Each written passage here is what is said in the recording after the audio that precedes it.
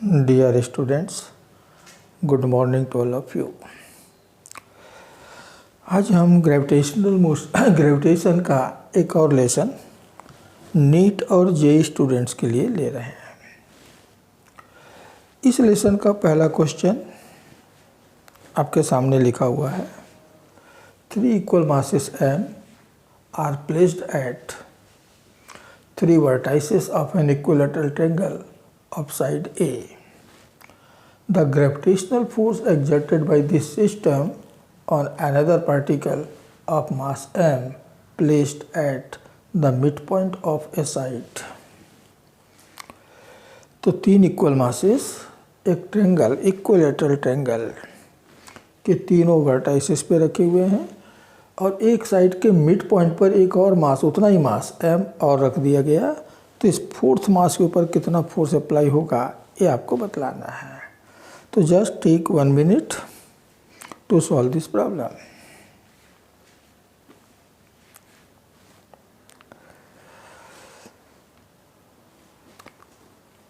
हाँ, तो स्टूडेंट्स अब तक आपने इस प्रॉब्लम को बना लिया होगा, सॉल्व कर लिया होगा and you will find that the correct answer is the B. देखो बहुत आसान है क्वेश्चन, जैसा कहता है सिस्टम क्वेश्चन उस तरह का एक सिस्टम बना लें। ये हमने बना लिया। तीनों वर्टाइसिस पे मास m है। अब एक साइड के मिड पॉइंट पे आ जाते हैं, यहाँ आ जाते हैं। चलिए यहाँ पर हमने एक मास और रख दिया m। अब इस चौथे मास के ऊपर कितना फोर्स अप्लाई होना है ये हमको कैलकुलेट करना है। तो इसके ऊपर ये तीनों के तीनों अपना अपना फोर्स अप्लाई करेंगे। ये फोर्स अप्लाई करेगा अपनी तरफ, ये फोर्स अप्लाई करेगा अपनी तरफ, ठीक है ना। और ध्यान दीजिए कि दोनों के फोर्सेस, इधर से लगने वाला फोर्स, इधर से लगने वाला फोर्स तो इक्वल होगा क्योंकि डिस्टेंस इक्वल है, मासेस इक्वल है। और तब ये दोनों फोर्सेस एक दूसरे को कैंसिल कर देंगे, ठीक है ना। तो ये F1 इसने दिया, F2 इसने दिया और ये भी मास अपने ऊपर, इसके ऊपर एक फोर्स अप्लाई करेगा। किधर करेगा? इस तरफ, F3। तो कुल मिलाकर इसके ऊपर जो फोर्स अप्लाई होगा वो यही F3 ही होगा क्योंकि F1 और F2 ने तो एक दूसरे को कैंसिल कर दिए हैं, ठीक है। तो since F1 equal to F2 दोनों इक्वल है और इसलिए तो नेट फोर्स कितना हुआ and therefore net force F is equal to F3। ये दोनों कैंसिल हो गए, केवल ये बचेगा F3। अब देखो ये साइड है A, ये आधी साइड हो गया A/2। अब ये मान लीजिए कि R है तो R² प्लस A/2 का square equal to A²। Pythagoras theorem apply किया तो यहाँ से हमको R² मिल गया 3A² by 4। A² by 4 जाके घटेगा वहाँ इतना, तो हमें तो R² की ज़रूरत है तो रहने देते हैं।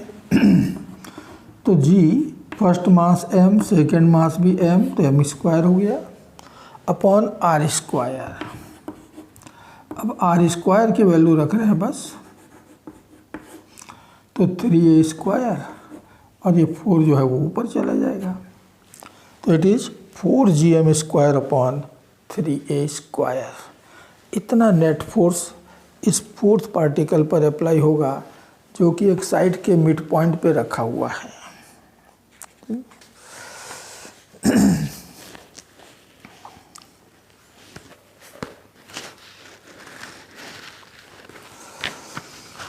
तो ऐसे ही एक और question,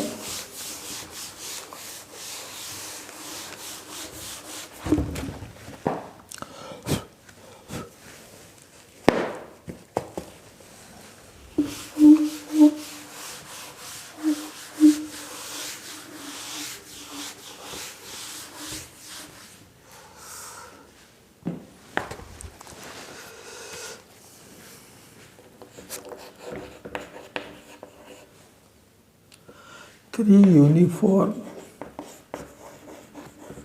spheres, each having mass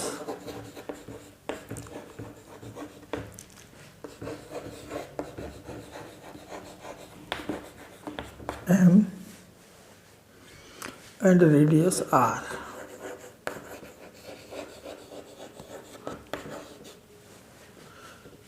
Kept in such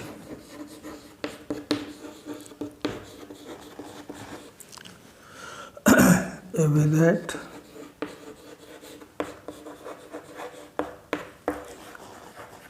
each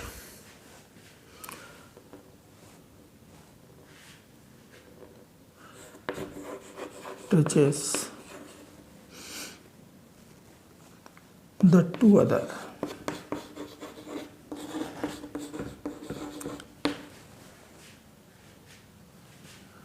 The magnitude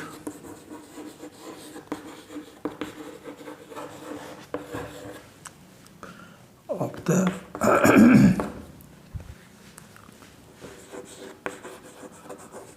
gravitational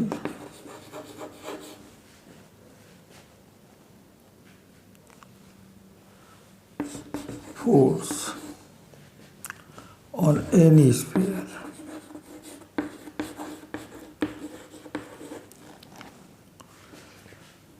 due to the other two.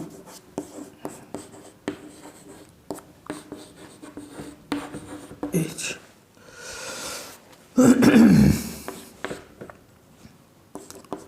Root 3 GM square by 4R square.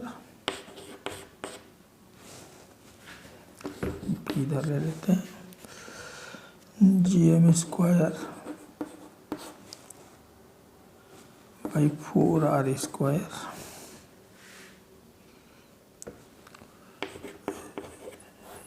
C root 3 GM square by 2R square and last root 3 GM square by R square.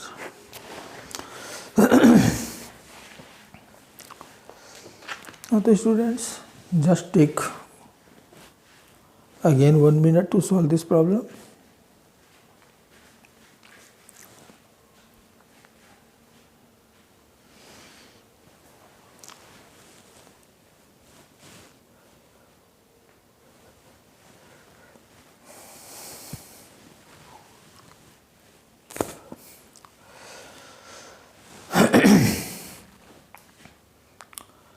हाँ तो students, अब तक आपने solve कर लिया होगा, correct answer मिला होगा ए फर्स्ट। देखो जैसा कहता है वैसा हम एक सिस्टम बनाते हैं।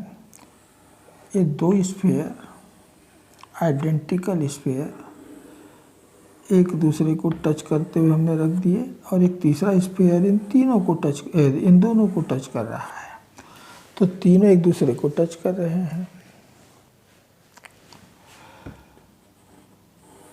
तीनों के सेंटर को ज्वाइन करें तो एक इक्विलैटरल ट्रायंगल बनेगा जिसकी साइड हो जाएगा 2R, ये सब R के बराबर है, ये सब R के बराबर है।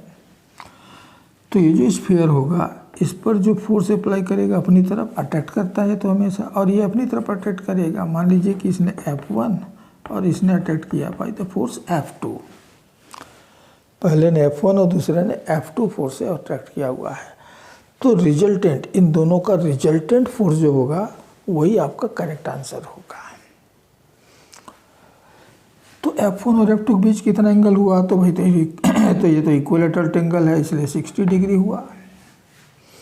तो फोर्सेस कैलकुलेट कर लीजिए F1 F2 और उनका रिजल्टेंट निकाल दीजिए by applying the law of parallelogram.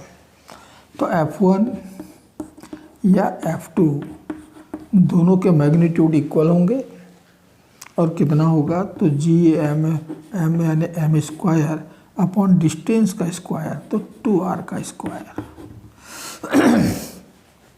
Distance 2r का स्क्वायर, इतना हुआ। अब नेट फोर्स क्या हो जाएगा, तो F1 plus F1 square plus F2 square plus 2F1 F2 cos 60 cos। अब जो F2 है वो तो F1 के बराबर है, तो मैं F2 की जगह पर F1 रख लेता हूँ। तो F1 square plus F1 square, F2 की जगह भी F1 रख लिया, प्लस 2F1 स्क्वायर और cos 60 होता है 1/2, cos 60 1/2 के बराबर। अभी 2 और 2 तो कैंसिल हो गया, कितना मिलेगा 3F1 स्क्वायर। तो F1 स्क्वायर का तो रूट निकल आया, तो भी कितना बचा है √3 इंटू F1, और F1 इतना, तो √3 GM स्क्वायर अपॉन 2r का स्क्वायर करेंगे तो मिल गया 4r स्क्वायर। तो इतना फोर्स बाकी दो मिलकर किसी भी एक के ऊपर अप्लाई करेंगे, √3 GM square upon 4r square.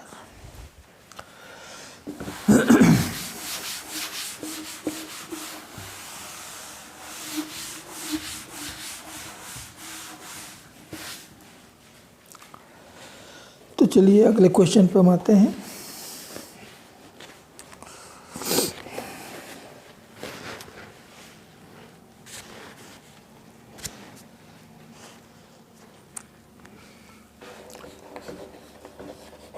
The value of acceleration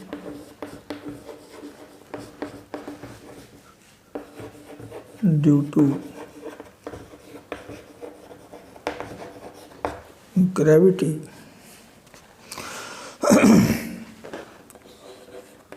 on the surface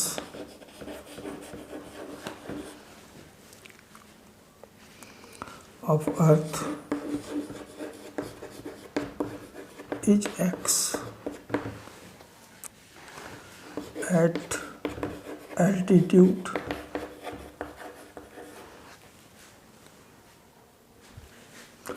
of h from the surface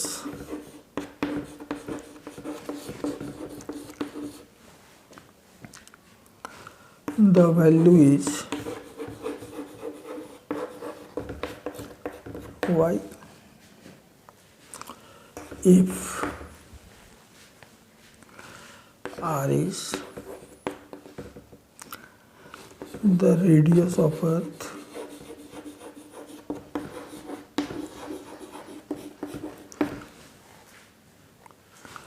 then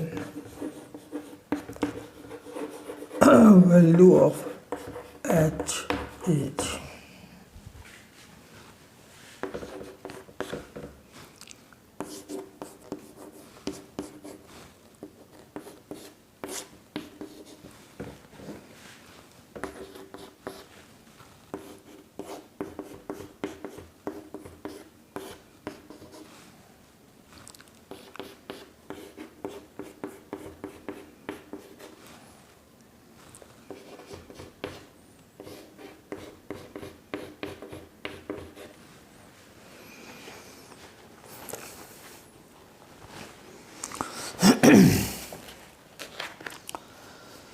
तो स्टूडेंट्स ये आपका अगला क्वेश्चन, जल्दी से 1 मिनट के भीतर इस क्वेश्चन को भी सॉल्व कर लें।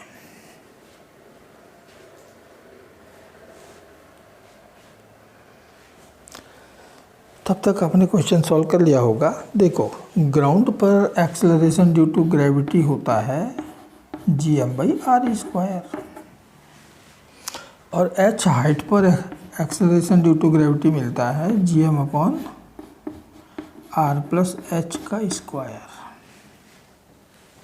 ठीक, इनको सॉल्व करके हमको h निकालना है, तो क्या करें, आपस में डिवाइड कर लें। तो x/y is equal to r plus h का स्क्वायर अपॉन r स्क्वायर। ठीक, दोनों तरफ स्क्वायर रूट निकाल दें। तो root of x upon y is equal to r plus h by r। ठीक है, इसको हम दो अलग अलग पार्ट में लिख सकते हैं। तो r बाई आर तो हो गया 1 प्लस h बाई आर। इस 1 को मैं इस तरफ ले आता हूँ, तो root x by y minus 1 equal to h by r. और फिर r को भी इस तरफ ले आओ, तो root x by y minus 1 into r equal to h। तो वो हाइट जो है इतने के बराबर होना चाहिए, तो हमको ये मिल रहा है root x upon y minus 1 into r. बहुत आसान था question.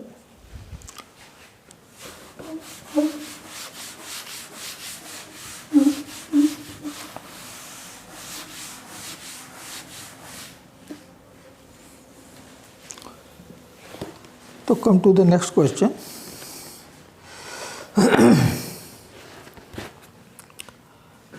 If R is radius of Earth,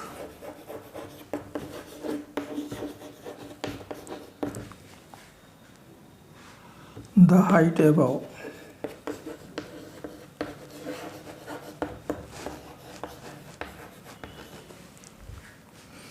the surface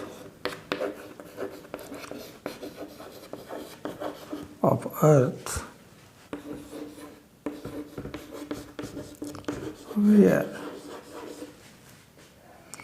the weight of a body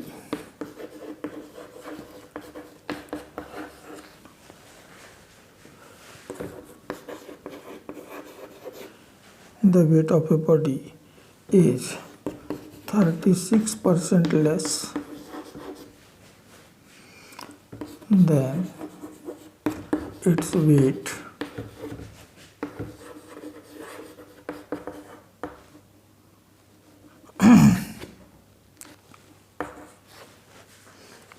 on the surface of Earth is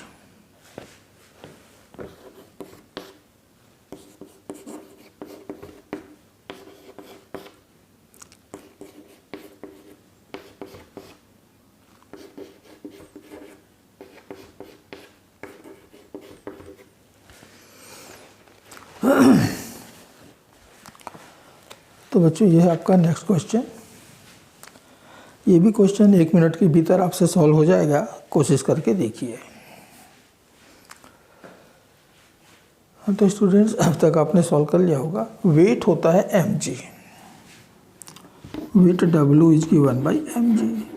m तो एक कांस्टेंट है, g चेंज होता है। तो surface पर जो वेट होगा इतना मिलेगा, और जो सरफेस के ऊपर जहाँ पर कि जी चेंज हो गया है वहाँ जो वेट मिलेगा डब्ल्यू डैश बराबर होगा एम जी डैश। जी डैश उस ऊपर वाले पॉइंट पर acceleration due to gravity. Divide करें तो हमको मिल रहा है W by W dash is equal to ji upon G dash. यदि मैं डब्ल्यू को 100 लेता हूँ तो डब्ल्यू डैश 36% कम है, यानी कि 100 में से 36 कम। तो 100 में 36 घटाइए तो कितना जाएगा 64। ठीक, तो यदि W 100 है तो W डैश 64 होगा। जहाँ परसेंटेज का प्रॉब्लम मिले इनिशियल वैल्यू को 100 लेके चलो, क्वेश्चन आसान हो जाता है। अब जी तो होता है भाई GM/r² ऑन द सरफेस, और g dash GM upon r plus h का स्क्वायर। अब ये जो इक्वेशन मिला है बस यहाँ सबको h कैलकुलेट करना है। तो GM तो कैंसिल हो गया, तो मिला 100 upon 64 is equal to r plus h का स्क्वायर बाई r का स्क्वायर। दोनों तरफ स्क्वायर रूट निकाल दें तो स्क्वायर गायब हो जाएगा। तो 10/8 is equal to r plus h by R means 1 plus h by R. 1 को इस तरफ ले आओ तो 10/8 minus 1 equal to h by R. ठीक है, तो तो 10 में से 8 घटा तो 2/8 यानी कि 1/4 is equal to h/r। r इस तरफ आ गया तो h is equal to r/4। तो करेक्ट आंसर यहाँ पर होगा डी। r/4 हाइट पर ये चीज़ हमको मिलेगी जो क्वेश्चन कहता है कि एक बॉडी का जो वेट है वो 36% रिड्यूस हो जाएगा।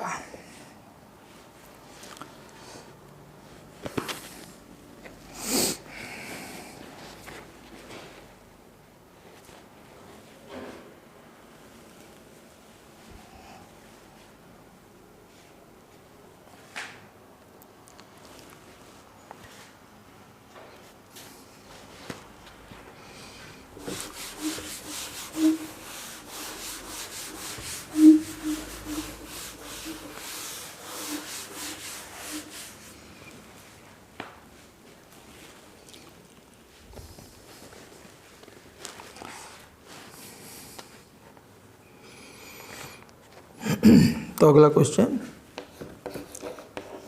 The angular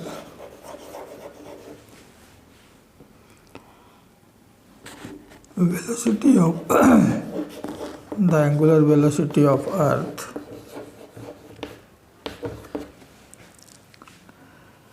with which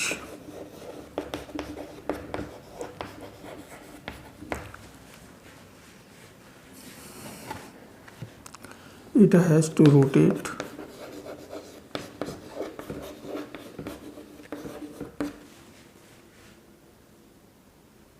so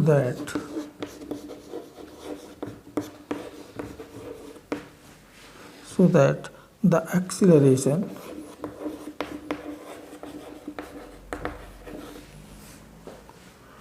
due to gravity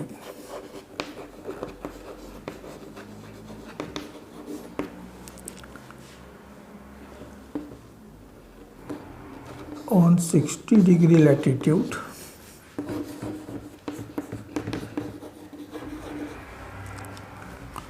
becomes 0.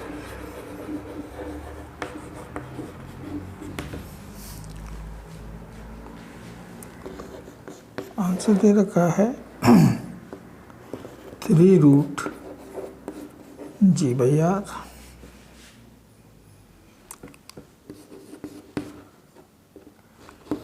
4√g/r, √g/r and 2 into √g/r।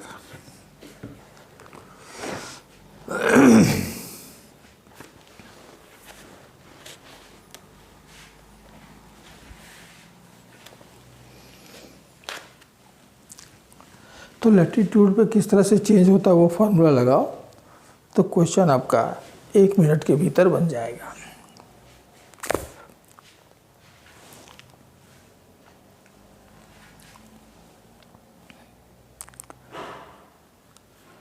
तो बच्चों अब तक आपने क्वेश्चन सॉल्व कर लिया होगा। देखिए करेक्ट आंसर क्या मिलता है।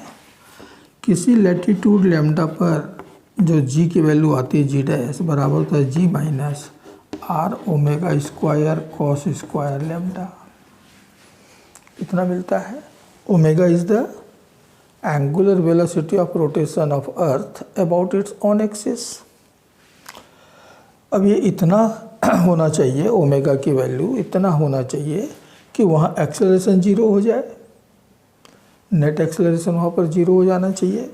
तो जी डैश की जगह 0 is equal to g minus r omega square cos square और लैम्डा कहता है 60 डिग्री। 60 डिग्री लैटिट्यूड पर ये बात हो रही है। हमें ओमेगा निकालना है तो इसको इस तरफ ले आते हैं तो r omega square into cos 60 होता है 1/2 स्क्वायर हो गया तो हो गया 1/4 इक्वल टू जी। तो ओमेगा की वैल्यू यहाँ से निकल रहा है इस तरह से, तो omega square is equal to 4g/r, 4g/r। और इसलिए ओमेगा हो गया 4 का रूट निकला 2 और बाकी सब रूट के भीतर रख दीजिए तो 2√g/r। तो लास्ट आंसर हमारा करेक्ट होगा इस क्वेश्चन के लिए। तो चलिए नेक्स्ट क्वेश्चन पे अपन जंप करते हैं।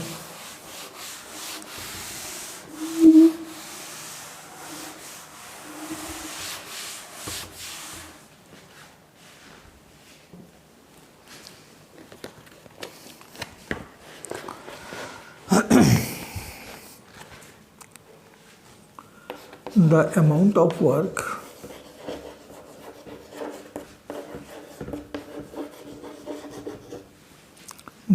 of work done in lifting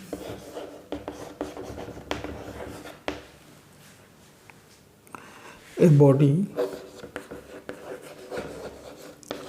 of mass m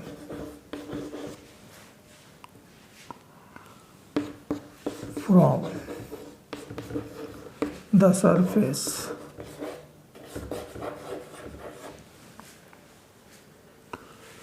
of Earth to a height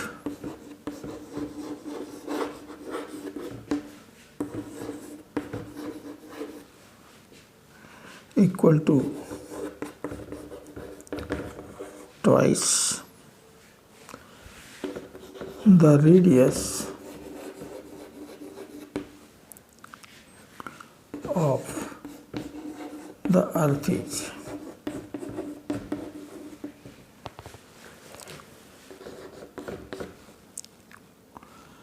to G capital M small m by 3r, 3g capital M small m by 2r, 5g mm by 3r and 3g mm by 5r।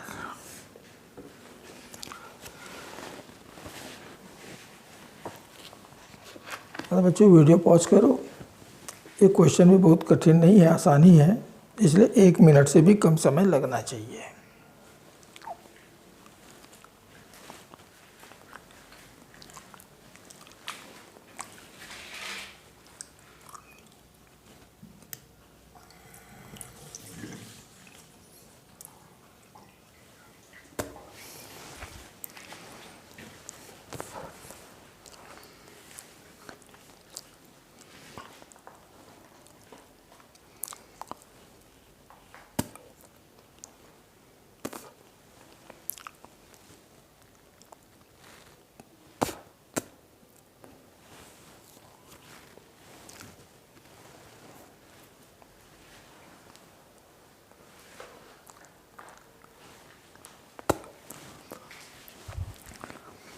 हाँ तो बच्चों अब तक solve कर लिया होगा। यहाँ पर वर्क एनर्जी थ्योरम लगाएंगे और इसके accordingly the work done on a body on a system is equal to the change in energy. तो हमारा जब बॉडी ग्राउंड पे रखा है, ये अर्थ हो गया, mass capital M, radius capital R, एक बार यहाँ रखा हुआ है तो कितनी एनर्जी होगी निकाल लेते हैं, इनिशियल एनर्जी। और फिर हम उसको एक हाइट पे ले जा रहे हैं जो कि किसके बराबर है, equal to twice of radius, यानी इस R का डबल। यहाँ ले आए हमने उसको, ये सेकंड पोजीशन, कितनी हाइट पर, 2r हाइट पर। तो जब यहाँ है तो कितनी एनर्जी, यहाँ है तो कितनी एनर्जी, दोनों निकाल के आपस में घटा दीजिए, हो गया आपका। फाइनल भी इनिशियल घटाना एनर्जी में, तो इनिशियल एनर्जी हो गया U1 is equal to minus GMM by R। Body has only the potential energy, और वो पोटेंशियल एनर्जी इतना होगा। जब वो सेकंड पोजीशन पे गया तो वहाँ एनर्जी हो गई माइनस GMM अपॉन कितना डिस्टेंस, 3r। तो कितना वर्क आपने किया, तो वर्क होता है U2 minus U1, the final minus initial. तो U2 तो मिल गया minus GMM by 3r, minus minus plus, GMM/R।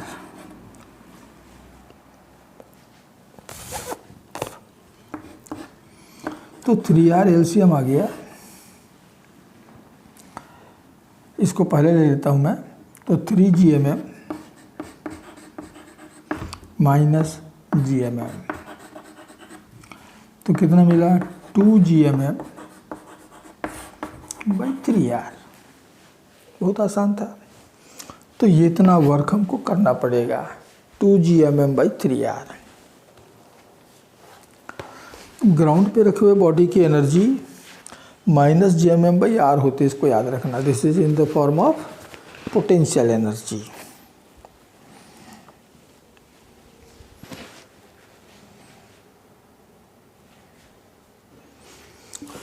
तो चलिए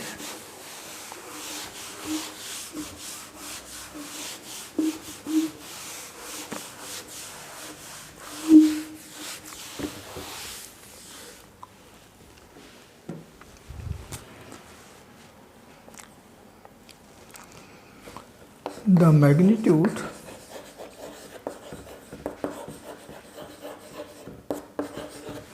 of gravitational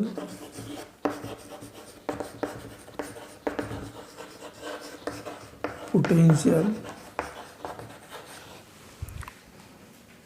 energy of a body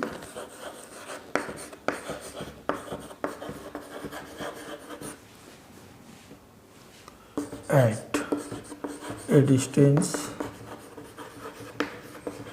r from the center of earth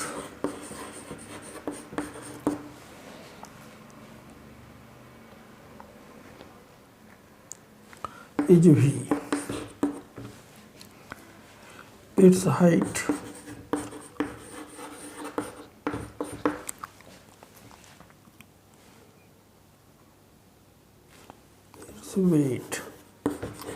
its weight at a distance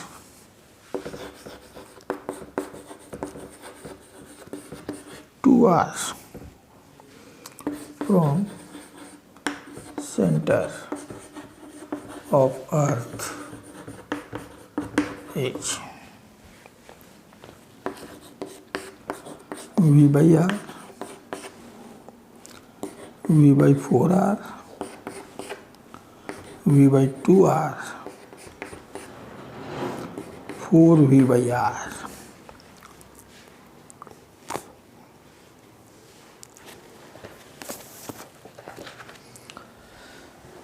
ये question भी आसान ही है, इसलिए with in a minute solve हो जाना चाहिए।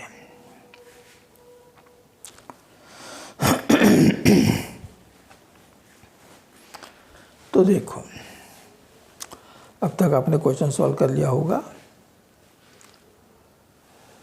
अर्थ के सेंटर से r डिस्टेंस पर यदि हमने एक बॉडी रखी तो उसकी पोटेंशियल एनर्जी होगा U = minus GMM/R, small r, centre से डिस्टेंस इतना।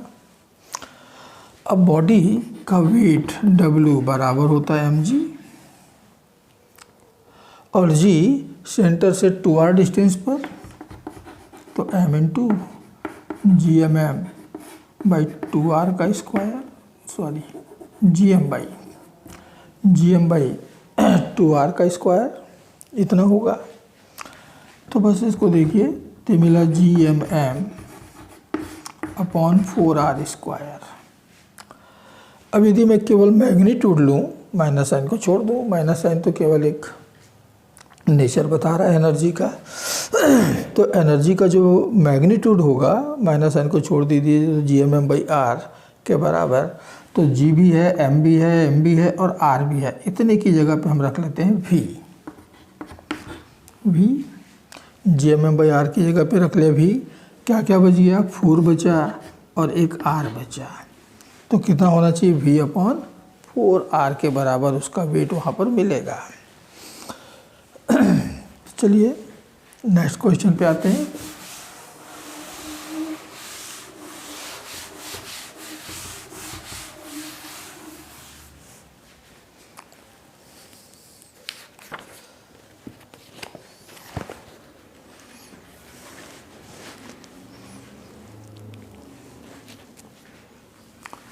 A satellite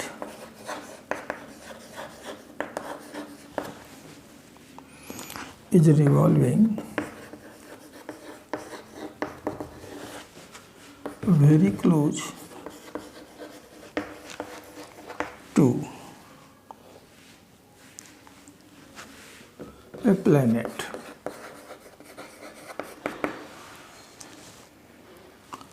of density d. The time period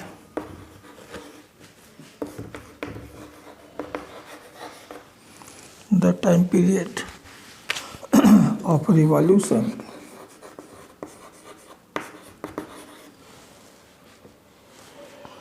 of that planet is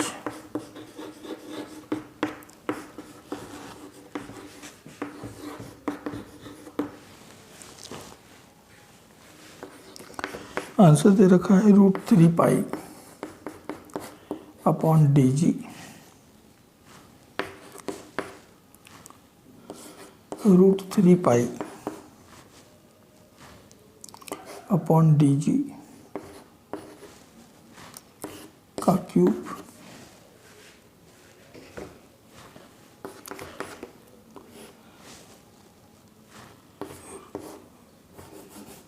√3π upon 2dg and last √3π g upon t.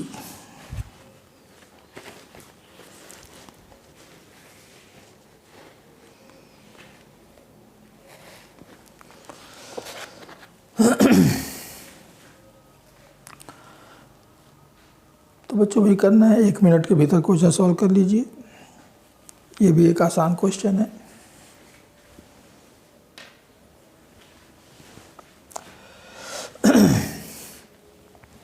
तो एक सैटेलाइट का जो टाइम पीरियड होता है t बराबर मिलता है 2π √r³ अपॉन gm। ये तो फार्मूला हमको मालूम है, m is mass of the planet. तो 2π, अब वो सैटेलाइट बहुत क्लोज है, प्लेनेट के बहुत क्लोज है, इसका मतलब उसका जो डिस्टेंस है सेंटर से वो प्लेनेट के रेडियस के बराबर माना जा सकता है। तो रेडियस मान लेते हैं r है, तो r³ अपॉन g, और मास होता है वॉल्यूम इंटू डेंसिटी, तो 4/3 πr³ इंटू d, इतना मिलेगा। ठीक, तो देखो r³ तो कैंसिल हो गया, 3 आ गया ऊपर, 3 ऊपर। ठीक है, अब इस 2π को भी मैं भीतर ले रहा हूँ क्योंकि सबको भीतर रखा हुआ है इसने, तो 2π को भी मैं भीतर ले लूँ तो आ जाएगा 4π² अपॉन नीचे क्या बचा g,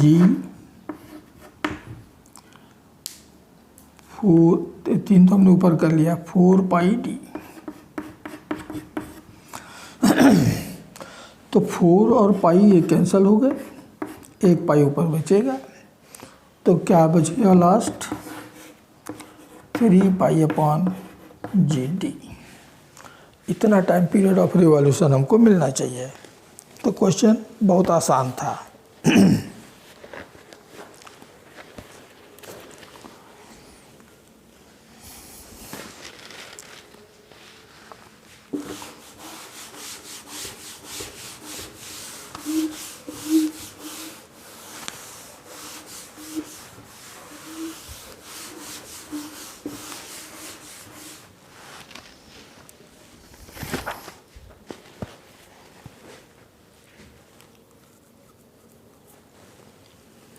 तो next, a point P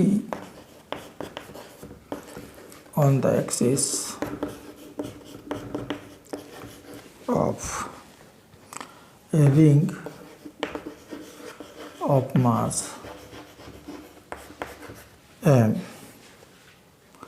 and radius a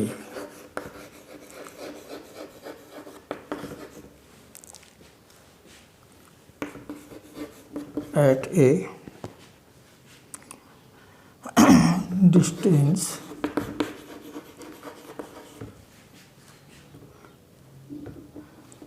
A from its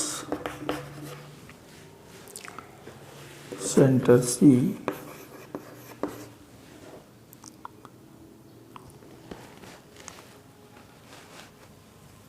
यहाँ पर छू दिया है lies A point P lies on the axis of a ring of mass m and radius a at a distance a from its center C. A small particle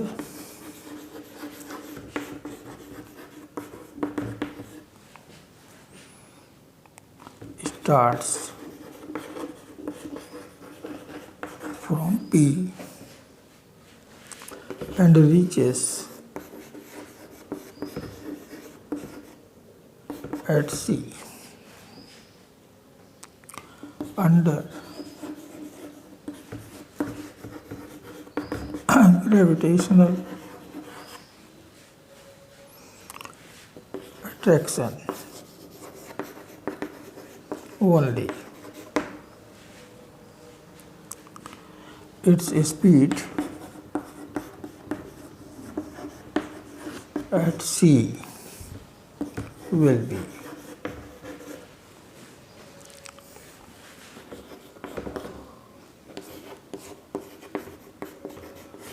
two gm by A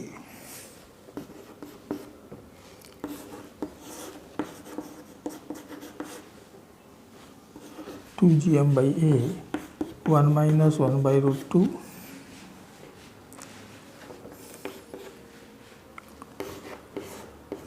2gm by A root 2 minus 1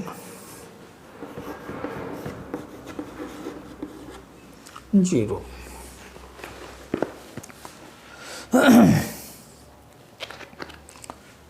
तो बच्चों इसको ज़रा 2 minute के भीतर solve करके देखिए।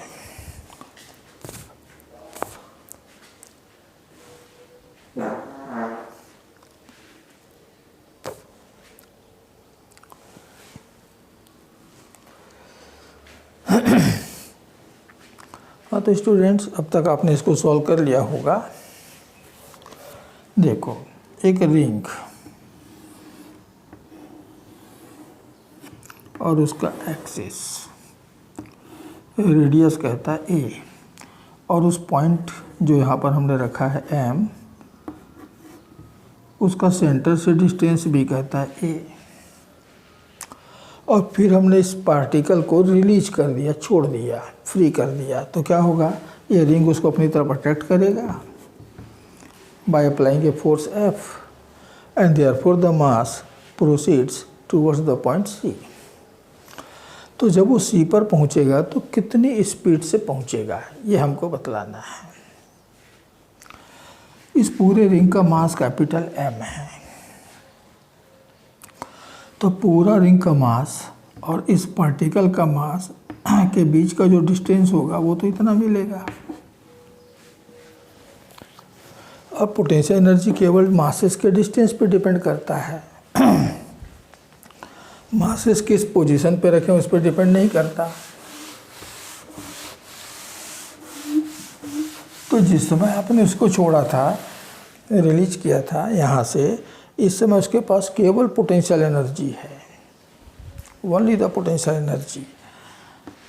ये r कितना होगा निकाल लेते हैं तो r square is equal to a square plus a square and therefore r is equal to √2 into a. Okay, तो initial potential energy of the particle is minus G mass of the ring mass of the particle upon distance तो upon √2a इतना हुआ।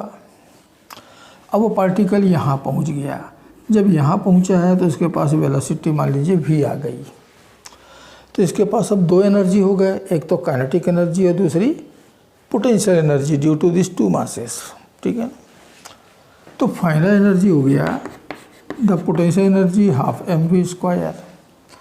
और जब particle यहाँ है तो अब हमारा पार्टिकल m और रिंग का मास कैपिटल M, इनके बीच का डिस्टेंस तो a होगा, है ना, इधर इधर इधर इधर पूरा मास फैला हुआ है, लेकिन सारे के सारे फैले हुए मास कितने डिस्टेंस पर है यहाँ से, एम ए डिस्टेंस पर ही है। तो पोटेंशियल एनर्जी हो गया -GMM अपॉन ए। अब यहाँ पर उसने कहा कि ये जो भी मोशन हो रहा है it is only due to the attraction,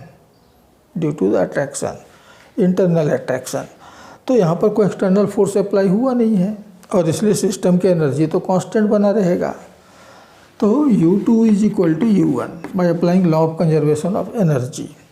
तो U2 मिल गया ½ mv² -GMM/a is equal to U1 है GMM/√2a।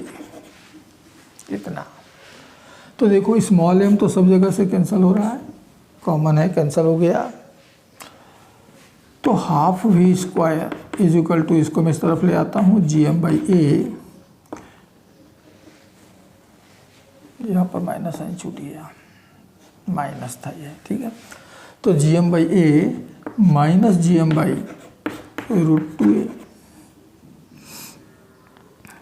तो v² इज इक्वल टू 2, मैं 2 किधर कर लिया, GM/a कॉमन ले लिया, तो बच गया 1 - 1/√2, 1 - 1/√2 and therefore velocity v is √2 GM/a 1 - 1/√2। तो सेकेंड ऑप्शन हमारा करेक्ट होगा। सेकेंड ऑप्शन यहाँ पर ठीक ऑप्शन है। तो ये था आपका from law of conservation of energy.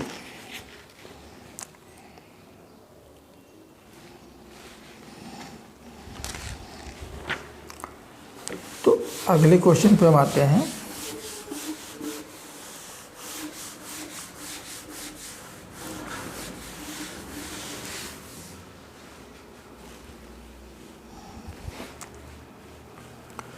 At what height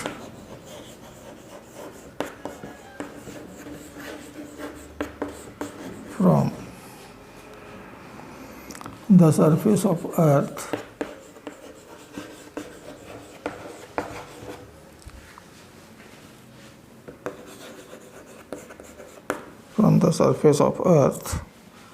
the gravitational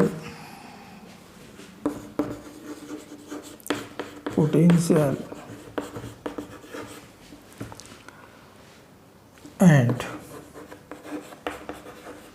the value of G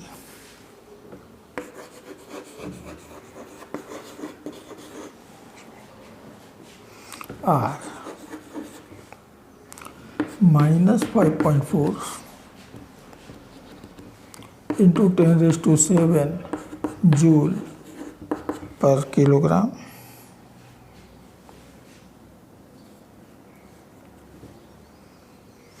and 6 meter per second square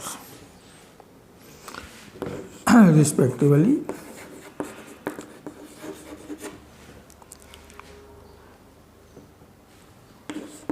Take radius of earth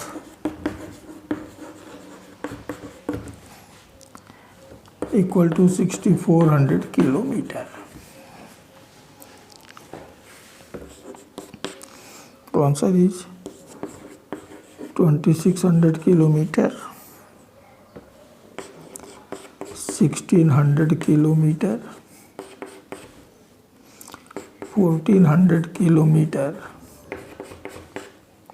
and 2000 kilometre. एक प्योर न्यूमेरिकल प्रॉब्लम।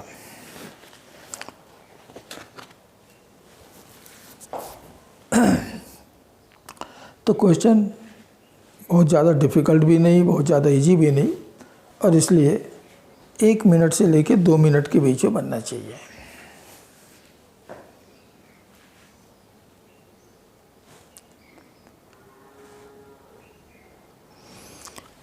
हाँ, तो स्टूडेंट अब तक आपने बना लिया होगा और ये इस लेसन का लास्ट क्वेश्चन है। तो देखो, gravitational potential at a height h is given by -GM by R plus H. Surface से एच हाइट पर जो पोटेंशियल होगा वो इतना मिलेगा। एच हाइट पर जो जी डैश जी की वैल्यू मिलती है, g dash is equal to g r square upon r plus H का स्क्वायर, इतना मिलता है। हमें दोनों की वैल्यू दी हुई है और एच निकालना है, हमको आर भी दिया हुआ है। We have also given the R also, ठीक है। तो चलिए दोनों का रेशियो निकाल देते हैं। तो V upon G dash is equal to, अच्छा इसको भी अपन जी एम वाला ही फार्मूला लेते हैं, तब तो जी एम कैंसिल होगा।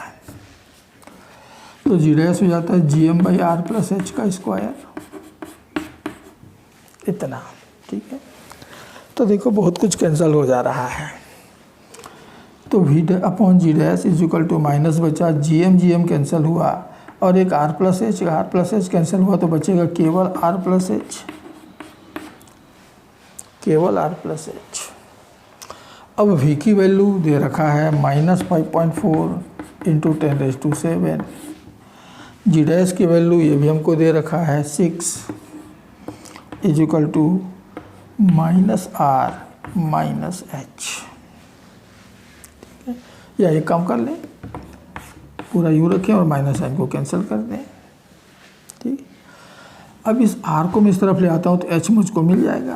तो एच मिला 5.4 इंटू 10⁻⁷/6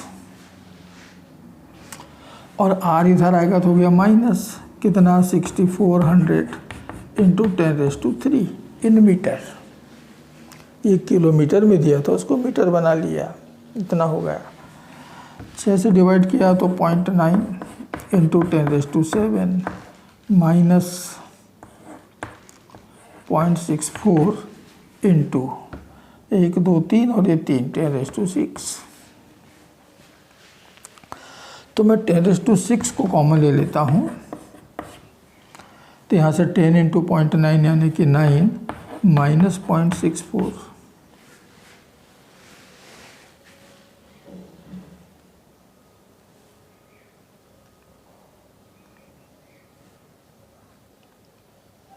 ठीक है।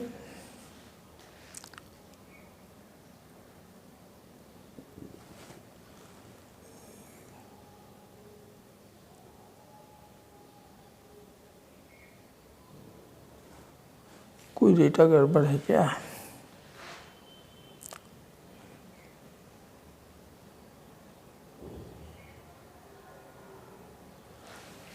ये 7 नहीं होना चाहिए, 6 होना चाहिए, राइट। तो 6 के साथ में बनाइए, अब आ जाएगा।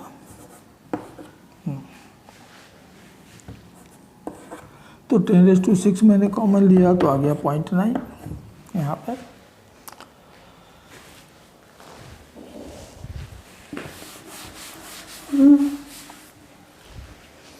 तो 0.9 में घटाइए तो कितना बच गया 0.26 इंटू 10⁻⁶ मीटर। 10 का पावर 3 मीटर की जगह मैं किलोमीटर रख सकता हूँ, तो 10 का पावर 3 बच गया, इतना किलोमीटर। और अब मल्टीप्लाई कर दीजिए तो कितना आ गया 2600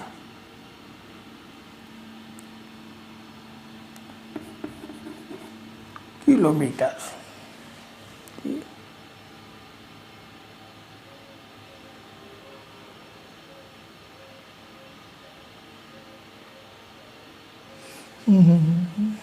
ये तो 260 आएगा बच्चों, मैंने यहाँ लिया है तो 4 और 3 7 ही होगा भाई, ठीक है ठीक है ठीक है, ये 7 ही होगा। अब राइट, ठीक, तो 4 बचेगा। अब 2 जीरो तो डेसिमल पॉइंट हटाने में लगे, 2 जीरो और बचाएगा तो 2600 किलोमीटर। तो 2600 किलोमीटर की हाइट पर ये जो डेटा दिए हैं हमें अवेलेबल होंगे फॉर अर्थ। तो बच्चों ये था आज के लेसन का लास्ट क्वेश्चन। तो इस टॉपिक में हम एक लेसन और लेंगे, अगला लेसन 7C, जिसमें थोड़े से डिफ़िकल्ट क्वेश्चन भी हम लोग रखेंगे, जो कि जेई वगैरह में भी, जेई में भी पूछे गए हैं। यहाँ पर भी ये जेई के क्वेश्चन भी थे और नीट के भी क्वेश्चन थे। जो कॉन्सेप्चुअल क्वेश्चन होते हैं, कॉन्सेप्ट क्लियर होने के बाद बहुत आसान लगते हैं, लेकिन यदि कॉन्सेप्ट क्लियर ना हो तो थोड़ा सा डिफ़िकल्ट भी लगते हैं। वो डिफ़िकल्ट होते ही हैं जो कॉन्सेप्चुअल क्वेश्चन होते हैं, और इसलिए ये क्वेश्चन जेई के लायक नहीं था ऐसा नहीं समझना। ये जेई में भी पूछे जा सकते हैं, कॉन्सेप्ट बेस्ड जो क्वेश्चन होते हैं। तो ये नीट के या जेई के लेवल के ही क्वेश्चन मैं आपको करा रहा हूँ। तो इन सारे क्वेश्चन को बहुत ध्यान से समझिए, सावधानी से समझिए, इनके पीछे छिपे हुए कॉन्सेप्ट समझिए, इनको सॉल्व करने का मेथड समझिए, और वो सारे मेथड, वो सारे कॉन्सेप्ट अपने प्रैक्टिस में उसको अप्लाई कीजिए, और जितनी ज़्यादा हो सके उतनी ज़्यादा आपको प्रैक्टिस करना है। ठीक है बच्चों, तो अगले को लेसन तक के लिए आप सबको नमस्कार, जय हिंद।